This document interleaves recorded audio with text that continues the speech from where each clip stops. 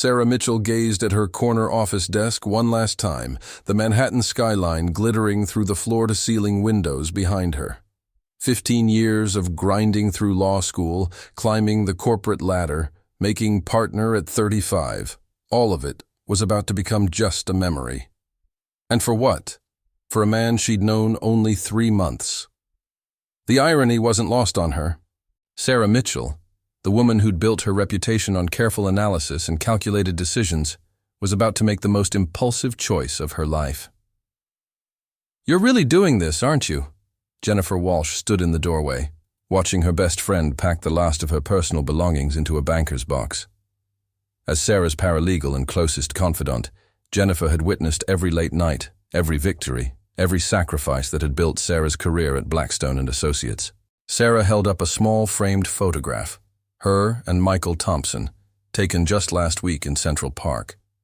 His arm was wrapped around her shoulders, both of them laughing at something he'd whispered in her ear. The autumn leaves created a golden halo around them, and Sarah remembered thinking in that moment that she'd never felt more alive. "I am," Sarah said, her voice steady despite the magnitude of what she was about to do.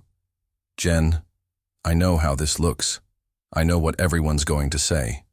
That you've lost your mind over some starving artist." Jennifer's tone was sharp, but Sarah could hear the concern underneath. "Sarah, you're about to make senior partner. You're on track to have everything you've ever worked for." Sarah set the photograph carefully in the box, wrapping it in tissue paper. "Everything I thought I wanted," she corrected. "Michael sees me, Jen. Not Sarah Mitchell, the lawyer. Not Sarah Mitchell, the rainmaker. Just me." She thought about their first meeting 3 months ago at that little cafe in Greenwich Village. She'd been grabbing coffee before a deposition, stressed and running on 3 hours of sleep, when she'd collided with a man carrying a canvas bag. Her brief had scattered across the sidewalk, and instead of the typical New York reaction, a muttered curse and hurried departure, he'd knelt down to help her gather the papers. "Sorry about that," he'd said, his green eyes crinkling with genuine concern. "I was lost in thought about this painting I'm working on. Sometimes I forget the world exists around me." Most people would have found his bohemian appearance off-putting. The paint-stained jeans, the worn leather jacket, the slightly too long brown hair that he kept pushing back from his face. But something about Michael Thompson had stopped Sarah in her tracks. Maybe it was the way he'd carefully straightened each page of her legal brief, or how he'd insisted on buying her coffee to make up for the collision. "What's the painting about?" she'd found herself asking, settling into the worn wooden chair across from him. His face had lit up. "It's about connections. How sometimes the most important moments in our lives happen when we're not looking for them. When we're just existing in the same space as someone else." They'd talked for 2 hours. Sarah had missed her deposition. "Earth to Sarah." Jennifer's voice brought her back to the present. "You're doing that thing again where you get that dopey smile thinking about him." Sarah laughed, a sound that had become more frequent since Michael entered her life. "I'm happy, Jen. For the first time in my adult life, I'm actually happy. You were happy when you made partner. I was satisfied. There's a difference." Sarah sealed the box with tape, the sound final and decisive. "You know what Michael said to me last night? He said he loved the way I hum when I'm cooking. Jen, I didn't even know I hummed when I cooked." Jennifer's expression softened. "Sarah, I want you to be happy. I do. But you're gambling everything on a man you've known for 3 months. What if what? What if it doesn't work out? What if I'm making a mistake?" Sarah straightened, her lawyer instincts kicking in. "Then I'll deal with the consequences." "But Jen, what if I don't take this chance? What if I stay here, make senior partner, and spend the rest of my life wondering what could have been?" The afternoon sun slanted through the windows, casting long shadows across the expensive carpet. Sarah had spent countless hours in this office, had celebrated victories and mourned defeats within these walls. But now, Looking around at the leather-bound law books and the perfectly organized files, she felt like she was looking at someone else's life. "I need to do this," she said quietly. "I need to find out who I am when I'm not wearing a suit and billing hours." Jennifer hugged her then, fierce and protective. "Just promise me you'll be careful. Promise me you'll keep your eyes open." "I promise." An hour later, Sarah stood in the elevator, her letter of resignation delivered to the senior partners, her security badge surrendered, her old life officially behind her. The banker's box felt heavier than it should have, weighted with 15 years of ambition and achievement. As the elevator descended, Sarah caught her reflection in the polished steel doors. She looked the same, blonde hair pulled back in a neat chignon, navy suit perfectly tailored, pearls that had been her mother's. But something in her eyes was different. There was a lightness there, a spark of anticipation that hadn't existed a few months ago. Her phone buzzed with a text from Michael. "How did it go? Are you okay?" Sarah smiled as she typed back, "I'm free. On my way to you now." The elevator doors opened onto the marble lobby of Blackstone and Associates. Sarah walked across the familiar space, her heels clicking against the floor, and pushed through the revolving door into the crisp October afternoon. Brooklyn was only a subway ride away, but it felt like a different world. Michael's loft in Williamsburg was nothing like her pristine Upper East Side apartment. Where her place was all clean lines and neutral colors, his was chaos and creativity, canvases everywhere, easels holding half-finished paintings, the smell of turpentine and coffee always hanging in the air. Sarah found him standing in front of a large canvas, a brush in his hand, completely absorbed in his work. He was painting a woman walking through a city street, but the buildings around her were melting into watercolor blooms of orange and gold. It was beautiful and strange, and completely unlike anything hanging in Sarah's apartment. "Hi," she said softly, not wanting to startle him. He turned, and the smile that spread across his face was worth every sacrifice she'd made. "Sarah, you did it. You actually did it." "I did it." She set down her box and walked into his arms, feeling the last of her doubts melt away. "I quit my job, gave up my partnership track, and moved in with a man I've known for 3 months. How does it feel?" he asked, his hands gentle on her face. "Terrifying," she admitted, "and wonderful, and completely insane.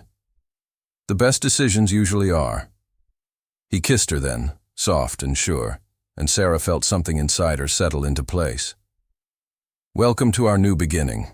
As evening fell over Brooklyn, Sarah unpacked her belongings in Michael's loft.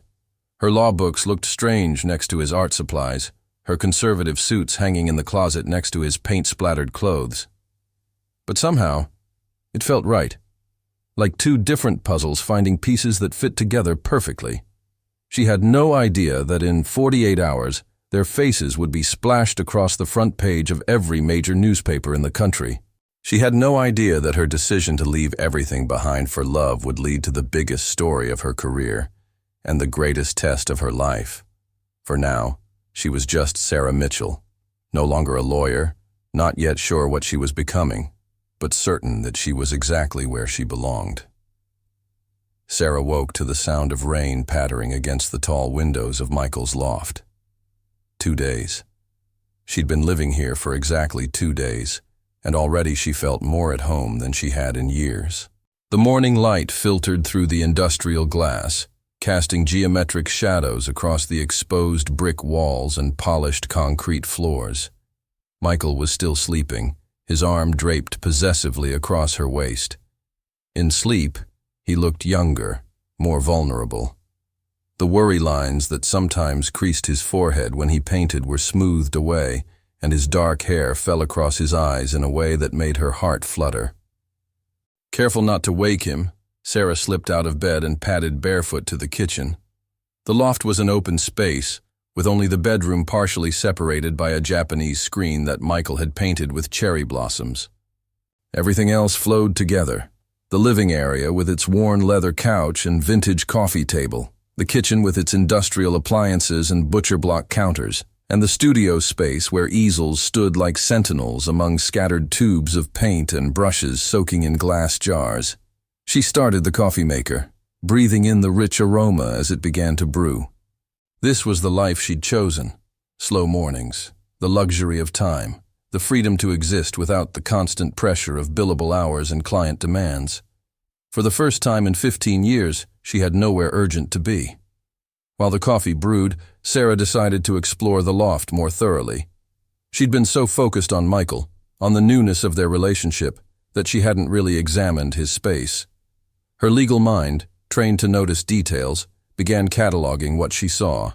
The paintings were extraordinary. Some were landscapes that seemed to breathe with life. Others were abstract pieces that spoke to emotions she couldn't name.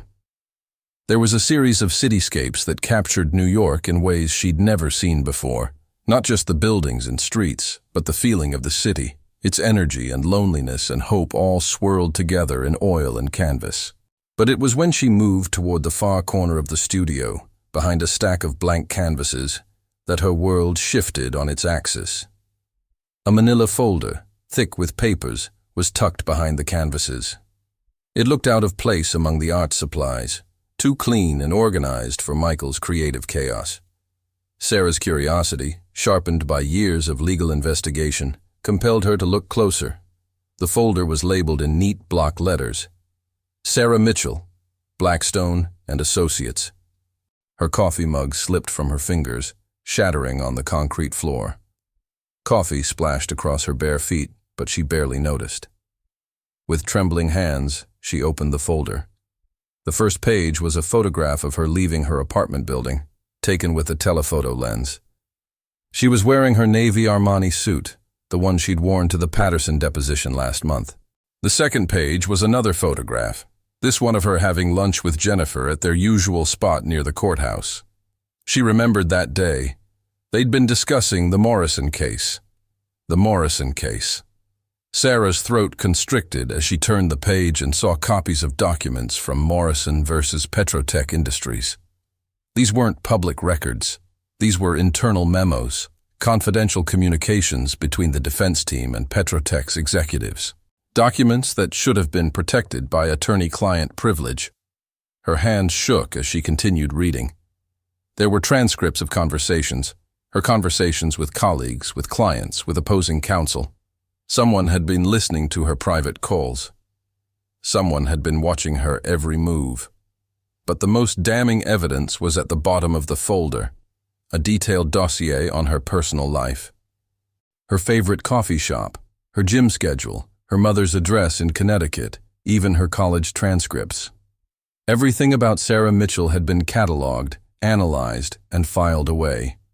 The final page was a mission briefing.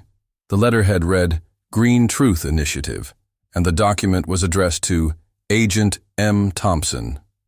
Subject, Sarah Mitchell, Associate, Blackstone and Associates case, Morrison versus Petrotech Industries.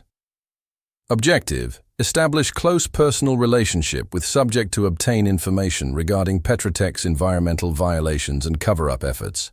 Timeline, 90 days. Status Phase 1, complete. Initial contact established. Sarah's vision blurred. The coffee shop, their accidental meeting. The way he'd seemed so interested in her work, so concerned about the stress she was under. Every conversation, every kiss, every moment of intimacy had been orchestrated. You weren't supposed to find that. Michael's voice, quiet and defeated, came from behind her. Sarah spun around, the folder clutched to her chest like a shield. He was standing by the bedroom screen, wearing only boxers and a look of resignation that confirmed her worst fears. How long? She whispered, her voice barely audible over the rain. How long have you been watching me? Sarah, how long? She was surprised by the strength in her voice now, the prosecutor's tone that had intimidated corporate executives and hostile witnesses. 6 months. The words fell between them like stones. We've been building your profile for 6 months. The betrayal hit her like a physical blow. The coffee shop, that wasn't an accident. No. Michael took a step toward her, but she backed away. Sarah, please let me explain. Explain what? That you've been lying to me since the moment we met? That everything I felt, everything I thought we shared was just part of your job? It wasn't like that. Then what was it like? She threw the folder at him, papers scattering across the floor like fallen leaves. What was it like, Michael? Or is that even your real name? It is my real name. He knelt down, gathering the scattered documents. And yes, initially this was an assignment. The Green Truth Initiative investigates corporate environmental crimes. Petra Tech has been dumping toxic waste into groundwater systems across 3 states. We needed someone with inside access to their legal strategy. So you decided to seduce me. The words tasted bitter in her mouth. You decided to make me fall in love with you, so you could steal confidential information. I never meant for it to go this far. Michael stood, the papers clutched in his hands. Sarah, you have to believe me. What started as an assignment became something else entirely. I fell in love with you. You fell in love with me? Sarah laughed, but there was no humor in it. You don't even know me. You know my schedule, my habits, my case files. But you don't know me. I know that you hum when you cook. I know that you get a little line between your eyebrows when you're concentrating. I know that you've been working 70-hour weeks for so long that you forgot what it felt like to watch a sunset. I know that you're brilliant and compassionate, and that you care more about justice than winning. You know those things because you were studying me. Sarah's voice rose, all her lawyer's training in emotional control abandoning her. You know them because someone told you to learn them. No. Michael's voice was urgent now, desperate. I know them because I love you. Because every moment we've spent together, every conversation, every night you've fallen asleep in my arms. That was real, Sarah. That was all real. How can I believe anything you say? Tears were streaming down her face now, and she wiped them away angrily. How can I trust any of this when it's all built on lies? Because you know me. Michael set the papers down and stepped closer. You know me, Sarah. Not the mission briefing, not the assignment. You know who I am when I'm painting, when I'm talking to you about art, when I'm holding you at 3 in the morning because you had a nightmare about the Patterson case. I don't know anything. Sarah shook her head, backing toward the door. I don't know who you are. I don't know what's real. I don't even know who I am anymore. Sarah, please don't leave. Let me explain everything. Let me tell you about Petra Tech, about what they've done, about why this matters. Why this matters? Sarah spun around, her grief transforming into fury. Do you know what I gave up for you? Do you know what I sacrificed? I threw away 15 years of my career, my reputation, my future, for you, for this. I know. Michael's voice was barely a whisper. I know what you gave up, and I know I don't deserve it. You're right. You don't. Sarah grabbed her jacket from the chair where she'd draped it the night before. I need to get out of here. I need to think. Where are you going? I don't know. She paused at the door, looking back at him one last time. But I can't be here. I can't look at you right now. Sarah, don't. She held up a hand to stop him. Just don't. I need time to figure out what's real and what's not. I need to figure out who I am now, that everything I thought I knew about my life has turned out to be a lie. She walked out into the rain, leaving Michael standing in the wreckage of their relationship. The city looked different to her now, not the romantic backdrop to their love story, but a place full of strangers and secrets. She walked aimlessly through the streets of Brooklyn, rain soaking through her clothes, carrying a phone that kept buzzing with calls from Michael that she couldn't bring herself to answer. Sarah didn't know that while she was walking through the rain, questioning everything she'd believed about love and trust and truth, a journalist was putting the finishing touches on a story that would change both their lives forever. She didn't know that by morning their faces would be on the front page of every newspaper in the country. All she knew was that the man she'd given up everything for had been lying to her from the very beginning, and she had no idea what to do next. Sarah woke up on Jennifer's couch with a headache that felt like it had been personally crafted by the devil himself. Sunlight streamed through the windows of Jennifer's Upper East Side apartment, and for a moment Sarah couldn't remember where she was or why her clothes smelled like rain and heartbreak. Then it all came flooding back. The folder, the photographs, Michael's confession, the way he'd looked at her as she walked out the door, as if she were taking his soul with her. "You're awake!" Jennifer appeared in the doorway, holding 2 steaming mugs of coffee. She was already dressed for work in a crisp white blouse and black skirt, but her eyes were red-rimmed with exhaustion. "How are you feeling?" "Like I've been hit by a truck," Sarah croaked, accepting the coffee gratefully. "What time is it?" 7:30. Jennifer sat down on the edge of the coffee table, facing her. "Sarah, we need to talk." "There's something." The shrill ring of Jennifer's phone cut her off. She glanced at the caller ID and frowned. "That's the 3rd call from this number in the last hour. I should probably—" "Jennifer Walsh?"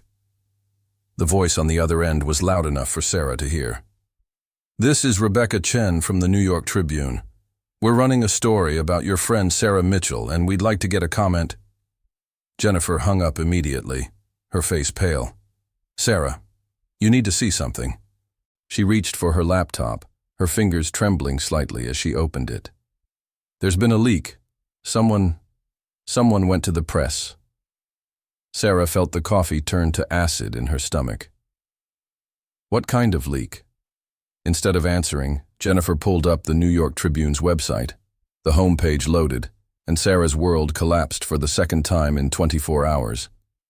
There, in high-definition color, was a photograph of her and Michael taken 3 weeks ago at the Union Square Farmers Market. They were laughing at something, her hand on his arm, looking for all the world like a couple deeply in love. The headline beneath the photo read, "Love, Lies, and Environmental Espionage. How a Romance Exposed Corporate America's Biggest Cover-Up." Oh my God. Sarah's hands shook as she scrolled down to read the article. "Oh my God, Jennifer. How did they—" "Read it," Jennifer said quietly. "All of it."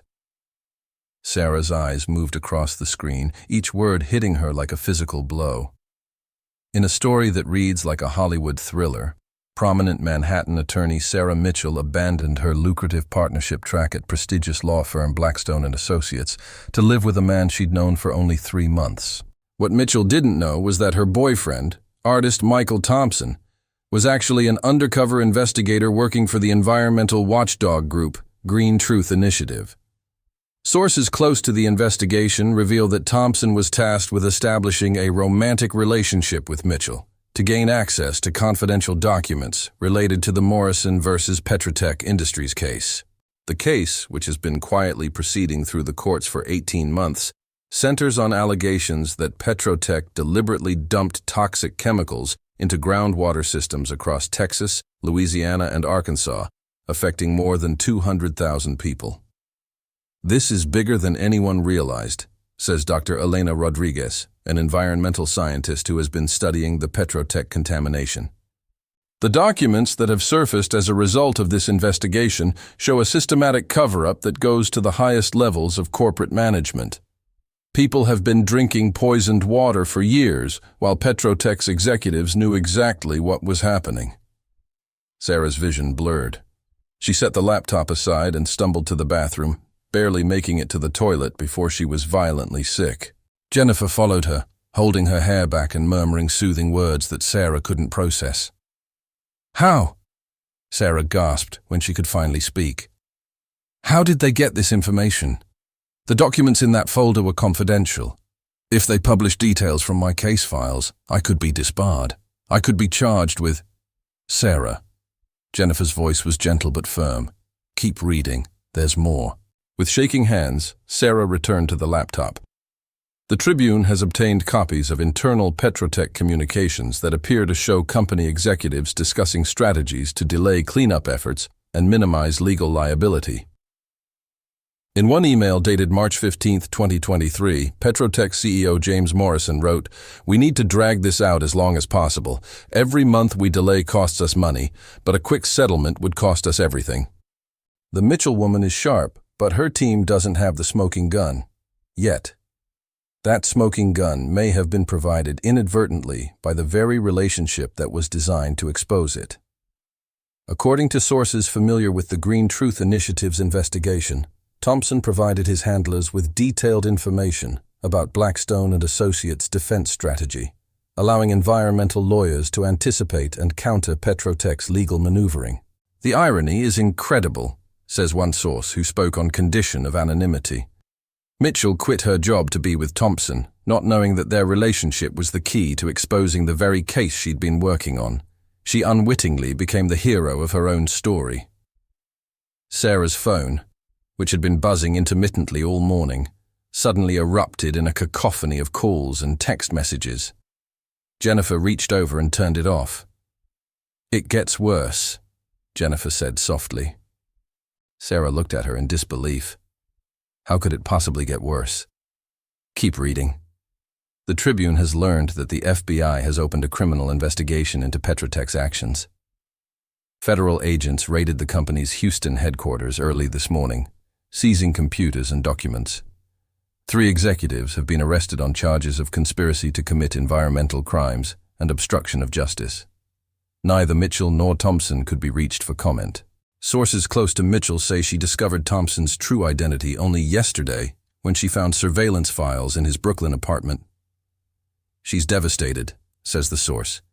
"She gave up everything for love, only to find out it was all a lie. But she's also the reason that hundreds of thousands of people might finally get justice." The story raises uncomfortable questions about the ethics of using romantic relationships as cover for investigations. Dr. A. Patricia Williams, a professor of ethics at Columbia University, notes, "While the ends may justify the means in terms of exposing corporate malfeasance, the personal cost to the individuals involved is enormous. Ms. Mitchell has become a hero and a victim simultaneously." As news of the story broke, Blackstone and Associates released a statement saying, "We are cooperating fully with all relevant authorities. Ms. Mitchell's departure from the firm was unrelated to any ongoing investigations." The firm declined to comment on whether Mitchell's actions constituted a breach of client confidentiality. Sarah closed the laptop and leaned back against the couch cushions. "My career is over," she said flatly. "Even if I'm not prosecuted, even if I'm not disbarred, no firm will ever hire me. I'm radioactive. Sarah, I gave up everything for a man who was lying to me from the moment we met. And now I'm going to be known forever as the lawyer who was too stupid to realize she was being played." Jennifer sat beside her, taking her hands. "You're also going to be known as the lawyer who helped expose one of the biggest environmental crimes in history. Sarah, do you realize what you've done? Hundreds of thousands of people have been drinking contaminated water. Children have been getting sick. And because of what happened with you and Michael, Petrotech is finally going to pay." "I didn't do anything," Sarah protested. "I was duped. I was a mark." "You were a woman who fell in love. And yes, you were deceived. But Sarah, think about what this means. Think about those families in Texas who've been fighting for justice for years. Think about the children who won't get cancer now because Petrotech will finally be forced to clean up their mess." Sarah's phone buzzed again, despite being turned off. Jennifer glanced at it and frowned. "It's Michael. I don't want to talk to him." "Sarah, maybe you should. Maybe you should hear his side of the story." "His side?" Sarah laughed bitterly. "I know his side. He was doing his job. He was very good at his job. End of story." "Is it, though?" Jennifer's voice was thoughtful. "Sarah, I've known you for 15 years. I've watched you go through relationships with men who were perfectly suitable on paper, but who never really saw you. I've never seen you as happy as you were with Michael. That wasn't fake. That couldn't have been fake." "How do you know?" "Because I know you. And I know that you don't fall in love with facades. You fall in love with souls. If you fell in love with Michael, It's because somewhere beneath all the lies, you saw who he really was. Sarah was quiet for a long moment, staring out the window at the city below. Somewhere out there, Michael was probably dealing with his own version of this nightmare. Somewhere out there, FBI agents were arresting corporate executives who had poisoned children's drinking water. Somewhere out there, families were finally going to get justice. "What am I supposed to do now?" she asked finally.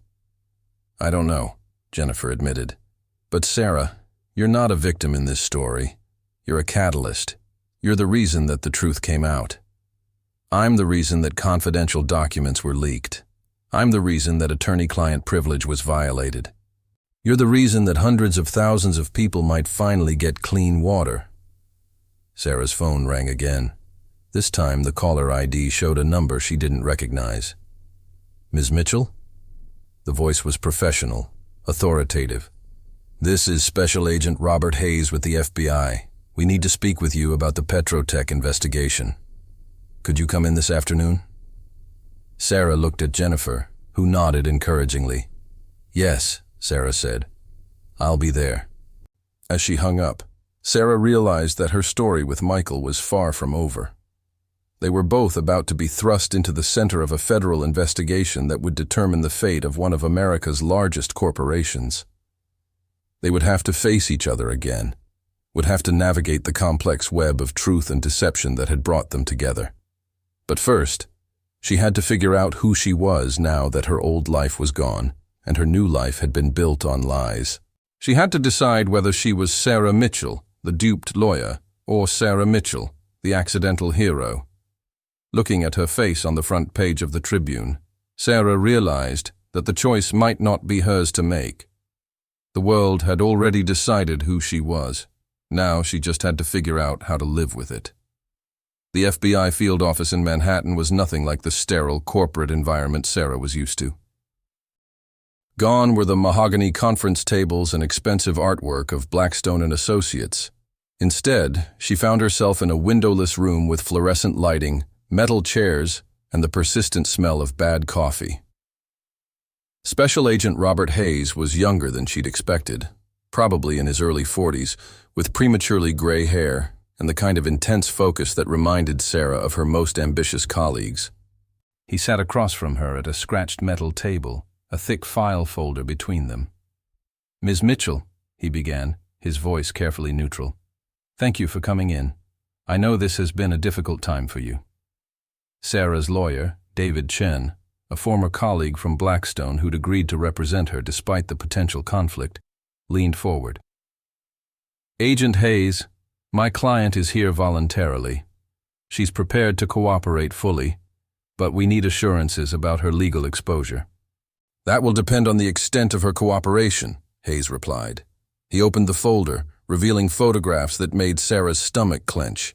They were surveillance photos of her and Michael, at restaurants, walking through Central Park, even one of them kissing on the steps of the Met. "Ms. Mitchell, were you aware that you were under surveillance?" "By whom?" Sarah asked, though she suspected she knew the answer. "By us.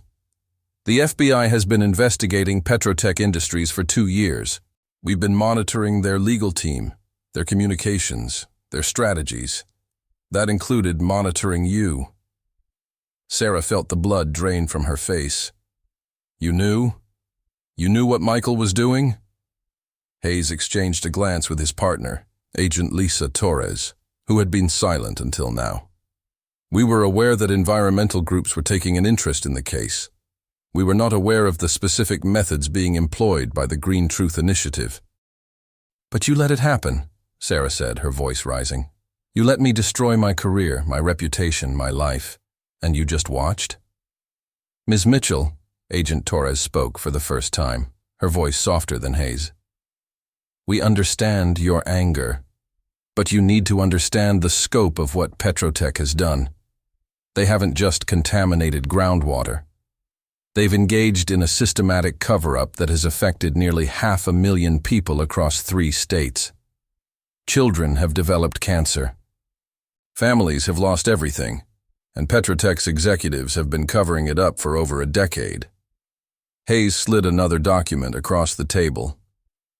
This is an internal Petratech memo from 2018. It shows that their executives knew about the contamination and chose to conceal it rather than clean it up. The cleanup would have cost them $2 billion. The lawsuits, they calculated, would cost them less. Sarah read the memo, her legal mind automatically cataloging the evidence. It was damning. A smoking gun that proved not just negligence, but criminal intent. "How did you get this?" "We didn't," Hayes said. "The Green Truth Initiative did, through their association with you." The implications hit Sarah like a physical blow. "The documents in Michael's apartment, the ones about my case files, those led to this." "In part, yes. The information that Mr. Thompson provided about Blackstone's defense strategy allowed environmental lawyers to anticipate Petratech's moves. But more importantly, it helped us understand how deep the conspiracy went." "Ms. Mitchell," Agent Torres leaned forward, her expression earnest. "We need you to understand something. You are not the target of this investigation. You are potentially our most important witness," David Chen spoke up. "What exactly are you asking my client to do?" "We're asking her to testify," Hayes said. "We're asking her to tell the truth about what she knew, when she knew it, and what she learned through her relationship with Mr. Thompson." "And what about Michael?" Sarah asked, surprised by the emotion in her own voice. "That depends," Hayes said carefully. "Mr. Thompson broke several federal laws in the course of his investigation. Computer fraud, wire fraud, violation of attorney-client privilege. But if he cooperates fully, if he provides all the information that the Green Truth Initiative has gathered, we might be able to work out a deal." Sarah was quiet for a long moment, staring at the memo in her hands. 500,000 people, children with cancer, families drinking poisoned water while executives in boardrooms calculated the cost of their silence. "I want to see him," she said finally. "Ms. Mitchell, I don't think that's advisable," David began. "I want to see Michael," Sarah repeated, her voice stronger now. "Before I agree to anything, I need to talk to him." Hayes and Torres exchanged another look. "He's in the building," Hayes said. "He's been here since 7 this morning, going through documents with our team." "Bring him in." "Sarah," David tried again. "Bring him in," Sarah said, her prosecutor's voice cutting through the room. "I need to hear this from him. All of it." 10 minutes later, Michael walked into the room, and Sarah's heart nearly stopped. He looked terrible, unshaven, his clothes wrinkled, his eyes red with exhaustion and something that might have been grief. But when he saw her, his face lit up with an expression of such relief and longing that Sarah had to look away. "Sarah." His voice was barely a whisper. "I wasn't sure you'd come." "I'm here for them," Sarah said, nodding toward the agents. "Not for you." The words hit him like a slap, and Sarah hated herself for the pain she saw in his eyes. But she couldn't afford to be weak now, not when everything was at stake. "Mr. Thompson," Hayes said, "we've been explaining to Ms. Mitchell the scope of the Petratech investigation. We've told her that your cooperation could make the difference between a successful prosecution and Petratech walking away from this." Michael sat down across from Sarah, his hands folded carefully on the table. "What do you want to know?" "Everything," Sarah said. "I want to know everything, from the beginning." Michael took a deep breath. The Green Truth Initiative was founded 12 years ago by a group of environmental lawyers and activists. We investigate corporate environmental crimes that are too complex or too well hidden for traditional law enforcement. We use unconventional methods because conventional methods don't work against companies with unlimited resources and armies of lawyers. "Unconventional methods like seducing lawyers," Sarah said coldly. "Yes." Michael met her eyes. "Like seducing lawyers." "Sarah, I won't lie to you anymore. I was assigned to get close to you. I was given your profile, your schedule, your habits. I was told to make you fall in love with me." Sarah flinched, but she kept her expression neutral. And I failed." Michael's voice was quiet but steady. "I was supposed to make you fall in love with me, but I fell in love with you instead." Everything I felt, everything we shared, that was real, Sarah. That was the most real thing in my life. How am I supposed to believe that? Sarah asked. How am I supposed to believe anything you say? Because you know me, Michael said simply. You know who I am when I'm not pretending to be someone else. You know me when I'm painting, when I'm talking about art, when I'm holding you at night. That man. That's who I really am. Agent Torres cleared her throat. Mr. Thompson, we need to discuss your cooperation with this investigation. Are you prepared to provide us with all the information that the Green Truth Initiative has gathered on Petrotech? Yes, Michael said, still looking at Sarah. I'm prepared to do whatever it takes to make this right. And you understand that this could result in criminal charges against you? I understand. Sarah studied his face, looking for signs of deception, for the tells that she'd learned to recognize in hostile witnesses. But all she saw was exhaustion, regret, and something that looked like hope. What about the other cases? She asked. How many other lawyers have you seduced for information? None, Michael said immediately. Sarah, you have to believe me. I've never done anything like this before. I've been with the Green Truth Initiative for 5 years, but I've always been a researcher, an analyst. This was my first field assignment. Why? Sarah asked. Why were you chosen for this? Michael's cheeks flushed. Because I fit the profile of men you typically dated. Because I had the right educational background, the right interests. Because someone thought I could make you fall in love with me. The clinical coldness of it made Sarah's stomach turn. And you agreed to this. I agreed to this because I believed in the cause, Michael said. Because I've seen what environmental crimes do to families, to communities.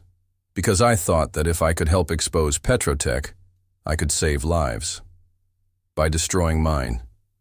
By trying to do something good in the world, Michael said, his voice gaining strength. Sarah, I know what I did was wrong. I know I hurt you in ways that I can never make up for. But the information we gathered, it's going to shut down Petrotech. It's going to force them to clean up the contamination. It's going to save lives. Sarah looked around the room, at the agents with their files full of evidence, at her lawyer with his careful legal calculations, at Michael with his desperate hope for redemption. She thought about the families in Texas drinking poisoned water, about the children getting sick, about the executives who had chosen profit over human lives. What do you need from me? She asked Agent Hayes. We need you to testify about what you learned through your relationship with Mr. Thompson. We need you to explain how the information was obtained, what it means, and why it's credible. And if I do this, what happens to Michael? If he cooperates fully, if he provides all the information he has, we'll recommend a plea deal. Probably community service, probation, maybe a short prison sentence. Sarah looked at Michael, seeing the fear in his eyes. Not fear of prison, she realized, but fear of losing her forever. I'll do it, she said. I'll testify. But I have conditions. What conditions? Hayes asked. I want immunity from prosecution. I want assurance that my testimony won't be used against me in any disciplinary proceedings, and I want to review all the evidence before I testify. Done, Hayes said. Sarah turned to Michael. And I want you to tell me everything. Every detail of the investigation, every piece of information you gathered, every lie you told me. I want to know all of it. Sarah, all of it, Michael. If we're going to do this, if we're going to expose Petrotech and save those families, then I need to know exactly what we're dealing with. Michael nodded slowly. Okay, I'll tell you everything. As the agents prepared to leave them alone to talk, Sarah realized that this was the moment of truth. Not just for the investigation, not just for the families affected by Petrotech's crimes, but for her and Michael. They were about to lay everything bare, the lies, the deception, the manipulation, but also the love that had somehow grown from the ashes of betrayal. Are you ready for this? Michael asked when they were alone. Sarah looked at him, really looked at him, for the first time since she'd found that folder in his apartment. She saw the man who had made her laugh, who had held her when she cried, who had shown her what it meant to be truly alive. But she also saw the man who had lied to her, who had used her, who had turned her life upside down. "I don't know," she said honestly, "but I know that those families deserve justice. And I know that if we don't do this, no one else will." "Together?" Michael asked, his voice barely audible. Sarah hesitated, then nodded. "Together. But Michael, after this is over, after we've testified, and Petrotech is shut down and those families get their justice, I don't know what happens to us." "I know," Michael said. "But Sarah, whatever happens, I want you to know that loving you was the most honest thing I've ever done." As they began to go through the evidence, piece by piece, Sarah realized that they were about to embark on the most important case of their lives, not just because of the legal implications, but because it would determine whether love could survive betrayal, whether truth could triumph over deception, and whether two people who had found each other through lies could build something real together. The answer, Sarah knew, would change everything. Sarah Mitchell adjusted her reading glasses and looked up from the legal brief she was reviewing. Through the window of her new office in downtown Austin, she could see the Colorado River winding through the city, its waters clean and clear under the Texas sun. The irony wasn't lost on her. She'd moved to the state where Petrotech had done its worst damage, where families had suffered the most, and where she now dedicated her days to ensuring it never happened again. The brass nameplate on her door read, "Mitchell Environmental Law Group," but Sarah knew the real story was more complex than that simple title suggested. She wasn't just a lawyer anymore. She was a symbol, a catalyst, and sometimes, though she still struggled with the term, a hero. The knock on her door interrupted her thoughts. "Come in," she called. Jennifer Walsh entered, carrying 2 cups of coffee and wearing the satisfied expression of someone who'd just scored a major victory. "The Henderson case settled," she announced, setting 1 cup on Sarah's desk. "Full cleanup, medical monitoring for the affected families, and a $50 million fund for community restoration." Sarah smiled, feeling the familiar surge of satisfaction that came with each victory.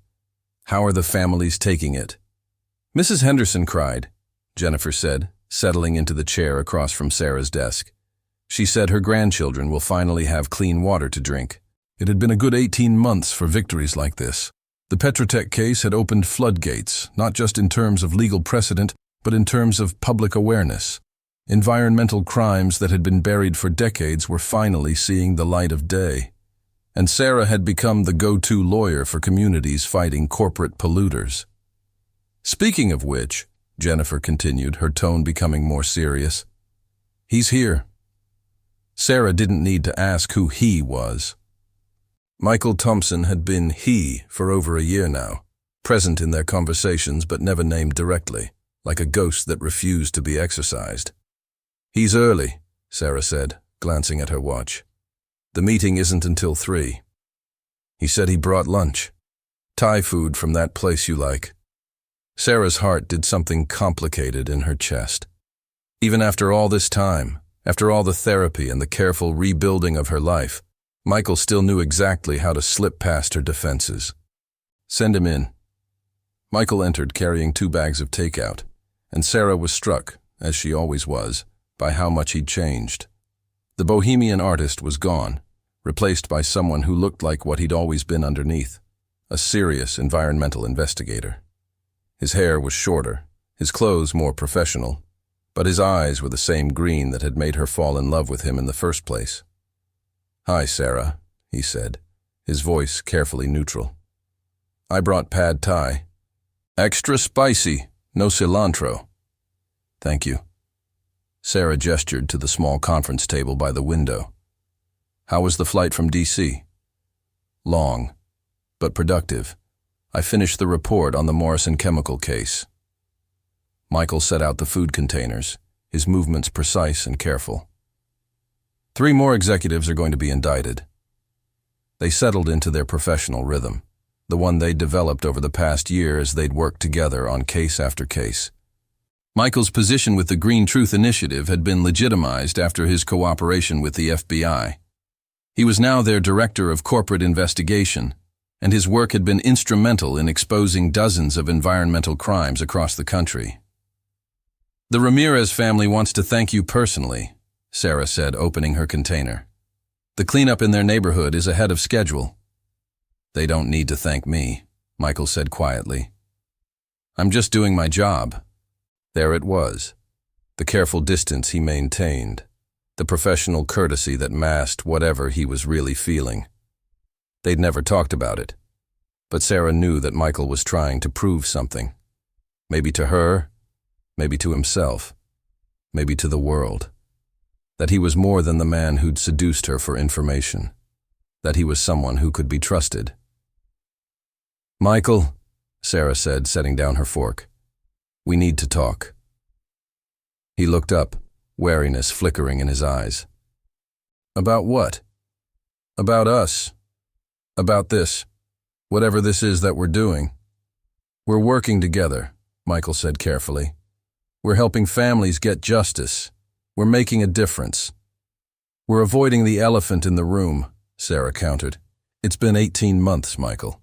18 months of professional cooperation and careful politeness, and pretending that there isn't a massive amount of unfinished business between us." Michael was quiet for a long moment, staring out the window at the river. "What do you want me to say, Sarah? That I'm sorry? I've said that 100 times. That I love you? I've never stopped loving you. That I wish I could go back and do things differently? I think about that every single day." "I don't want you to say anything," Sarah said. "I want to say something to you." She stood up and walked to the window, needing the distance to find her courage. "I've been in therapy for the past year, working through the betrayal, the trust issues, the whole complicated mess of what happened between us." "Sarah, let me finish."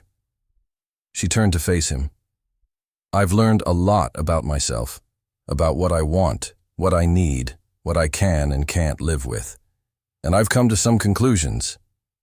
Michael's face was carefully blank, but Sarah could see the tension in his shoulders, the way his hands were clenched in his lap.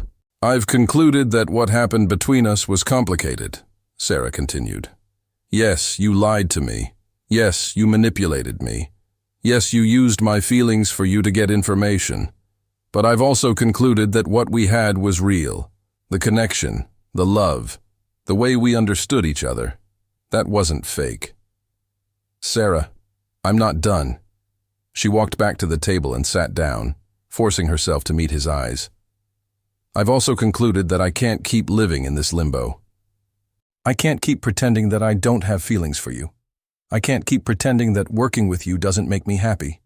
And I can't keep pretending that I don't want to try again."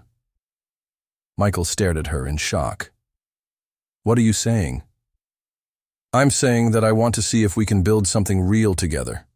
Something based on truth this time, not deception. Something that acknowledges our past but doesn't let it define our future." "Sarah, I don't deserve—" "Stop." Sarah held up a hand. "Don't tell me what you do or don't deserve. I'm not offering you redemption, Michael. I'm offering you a chance. A chance to be the man I fell in love with. But without the lies this time." Michael's eyes filled with tears. "I don't know how to do that. I don't know how to be with you without carrying all this guilt." "Then we'll figure it out together," Sarah said. "We'll take it slow. We'll be honest about everything. We'll go to therapy together if we need to." "But Michael, we've spent the past year and a half proving that we work well together. We've helped dozens of families get justice. We've shut down some of the worst corporate polluters in the country. Maybe it's time to see if we can work well together in other ways, too." Michael reached across the table and took her hand, his touch tentative, as if he was afraid she might pull away. "Are you sure?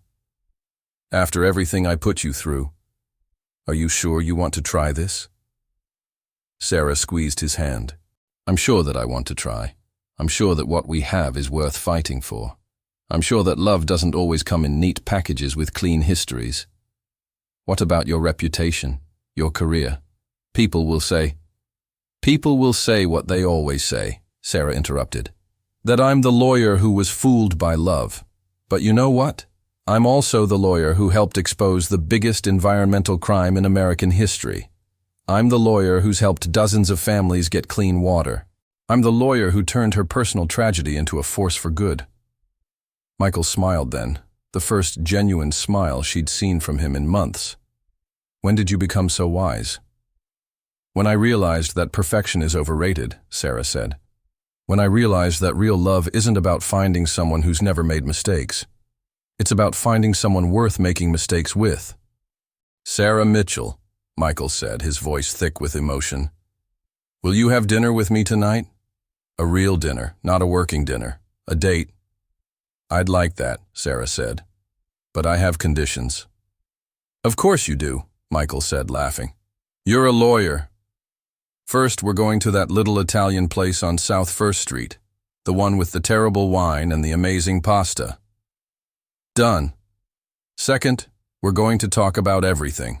The good, the bad, the ugly. No more secrets, no more careful politeness. Done. Third, we're going to take this slow. We're going to date like normal people. We're going to figure out who we are together when we're not saving the world. Done, Michael said. Anything else? Sarah smiled, feeling lighter than she had in months. Fourth, you're going to tell me about that painting you've been working on, the one you think I don't know about. Michael's eyes widened. How did you... I saw it last month when I was at your apartment for the Morrison case files. It's beautiful, Michael. It's a painting of us, but different. Like who we could be if we weren't carrying all this history. It's called Second Chances, Michael said quietly. I've been working on it for months, but I couldn't finish it. I didn't know how it was supposed to end. Maybe now you do, Sarah said. That evening, Sarah stood in front of her closet, trying to decide what to wear on her first real date with Michael Thompson. The irony wasn't lost on her. She'd lived with the man, had given up her career for him, had testified alongside him in one of the biggest environmental cases in history. But she'd never actually been on a proper first date with him. She chose a simple blue dress that Michael had once said brought out her eyes, then immediately second-guessed herself. Was she trying too hard? Was she being too casual? Was she completely insane for agreeing to this? Her phone buzzed with a text from Jennifer. Stop overthinking. Go be happy. Sarah smiled, grabbed her purse, and headed out the door. Michael was waiting for her at the restaurant, looking nervous and hopeful in a way that made her heart flutter. He'd brought her flowers, not roses, but wildflowers that looked like they'd been picked from the side of the road. It was perfectly him, perfectly imperfect. You look beautiful, he said, his voice soft. Thank you, Sarah said, accepting the flowers. You look terrified. I am terrified, Michael admitted. I'm terrified of screwing this up again. I'm terrified of not being good enough for you. I'm terrified of losing you again. Then we'll be terrified together, Sarah said, taking his arm. But Michael, I need you to know something. I'm not the same woman I was 18 months ago. I'm not the woman who gave up her career for love. I'm not the woman who needed to be saved. I know, Michael said. You're stronger now. You're more yourself than you've ever been. And you're not the same man either, Sarah said. You're not the man who lied to me about who you were. You're not the man who used me for information. You're the man who spent the past year and a half trying to make amends. They walked into the restaurant, and Sarah felt something shift between them.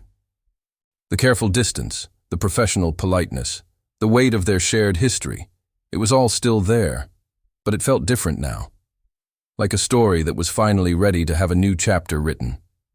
Over dinner, they talked about everything, their work, their fears, their hopes for the future. They talked about the families they'd helped, the cases they'd won, the difference they'd made together. They talked about art and law and justice and love.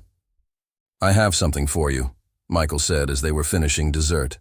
He reached into his jacket and pulled out a small wrapped package. Sarah opened it to find a key. What's this? It's a key to my new studio, Michael said. I found a space here in Austin. I'm moving here, Sarah. Not for the work, not for the Green Truth Initiative. For you, for us.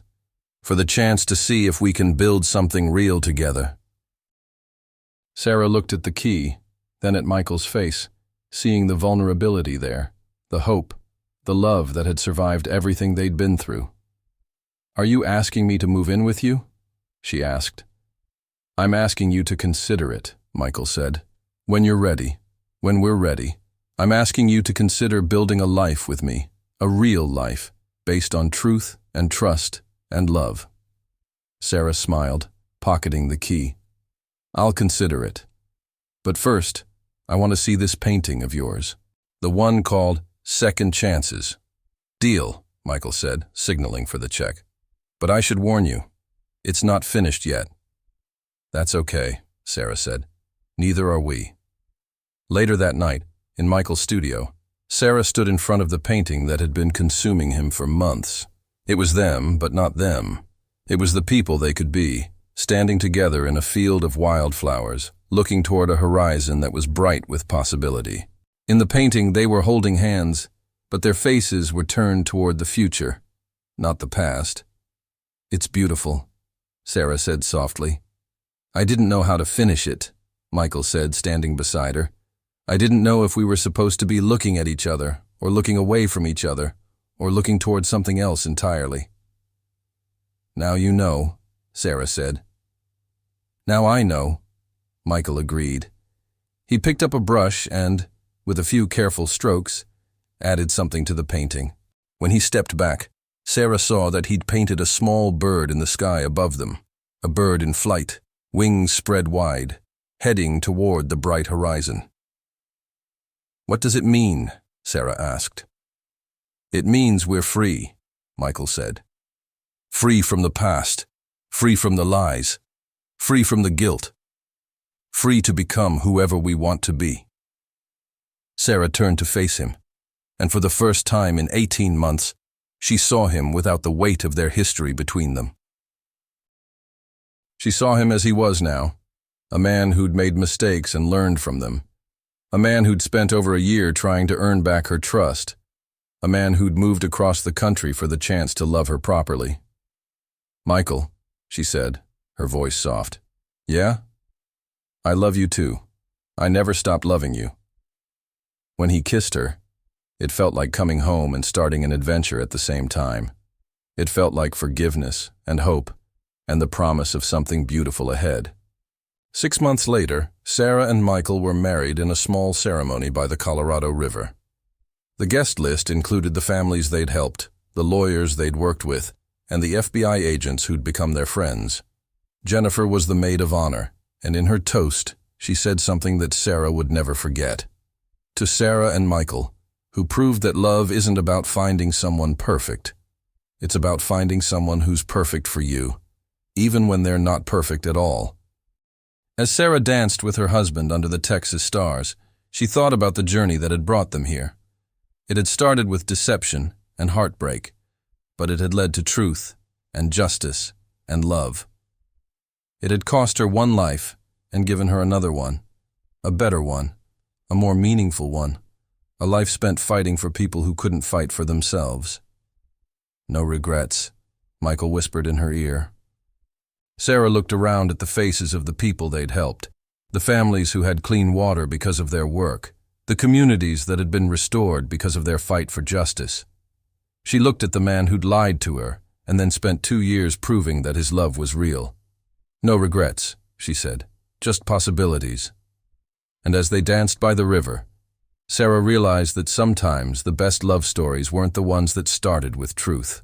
Sometimes they were the ones that found their way to truth, despite everything that tried to keep them apart.